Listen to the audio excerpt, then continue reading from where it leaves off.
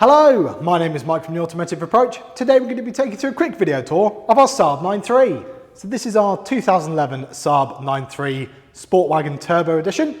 It's covered just under 120,000 miles from new.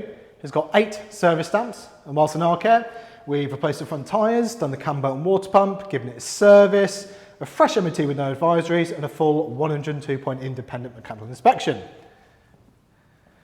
Overall, the car's in really good condition for the age and mileage. A couple of little marks here and there, but it doesn't look like it's done this mileage. Really good looking car that's been looked after. Inside, you've got heated leather seats in the front, AM/FM radio, CD player, aux input, steering wheel controls, cruise control. It's all in pretty good condition. It's a little bit of wear on the driver's bolster, as you can see there. It's the 1.9 diesel with a 6-speed manual gearbox.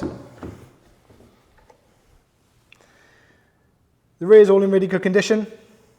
Good bit of leg space. Comfortable leather seats. And you've also got a nice big practical boot. Very practical, tidy, good looking motor. We really like the look of these Saabs. We've always thought they're one of the nice looking estates on the market.